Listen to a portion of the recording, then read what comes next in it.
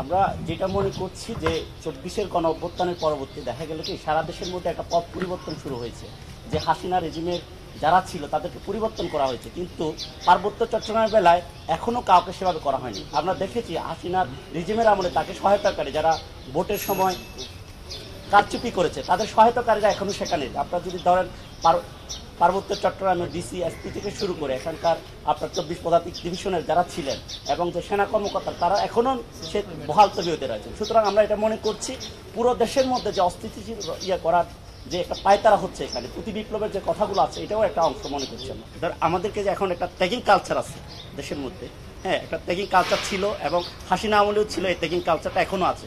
সেখানে যদি আমি আমার ন্যূনতম অধিকারের কথা বলছি, সেখানে আমাকে বিচ্ছিন্নতাবাদের কথা বলছি। এই ক্ষেত্রে যদি আমরা দেশের সার্বভৌমত্ব অখণ্ডতার কথা চিন্তা করি, 24-এর গণ আন্দোলনে কিন্তু আমাদের প্রত্যক্ষ অংশগ্রহণ ছিল এবং সামনের সারিতে ছিলাম।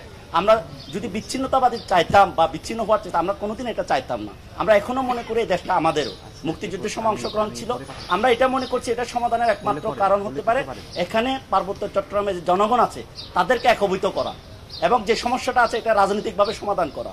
আপনি যদি পার্বত্য চট্টগ্রামকে সেনাবাহিনীর চোখ দিয়ে দেখেন তাহলে এটা সমাধানের হবে না। এখানে সবার অংশগ্রহণমূলক একটা রাজনৈতিক সমাধানের দরকার, এই সমাধানটা খুবই জরুরি। ধন্যবাদ।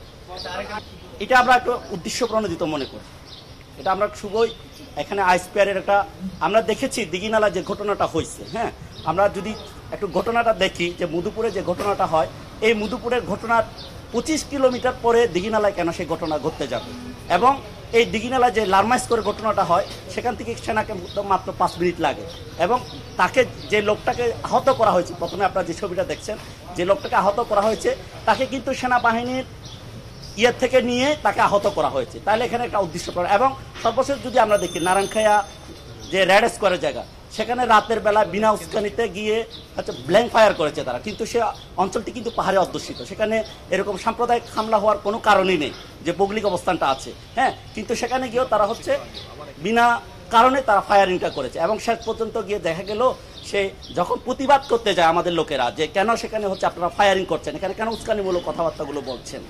হ্যাঁ, তারপর পরবর্তীতে তাকে একেবারে আমরা দেখেছি যে নির্বাচন কমিশনের অফিস আছে সেখানে পজিশন নিয়ে ফায়ারিং করেছে। এই ফায়ারিংয়ের মধ্যে দিয়ে দুইজন একেবারে নিহত এবং আরও 40-এর অধিক আহত আছে।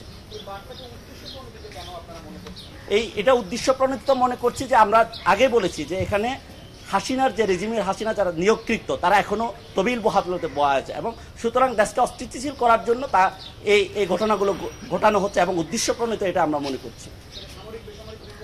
হ্যাঁ হ্যাঁ, এটা একেবারে যেটা সত্য কথা, সেটা পার্বত্য চট্টগ্রামের সব কিছু নিয়ন্ত্রণ কিন্তু সেনাবাহিনীদের হাতে এবং 24 পদাতিক ডিভিশনের হাতে, কিন্তু এই উদ্দেশ্যটা তাদেরই আছে।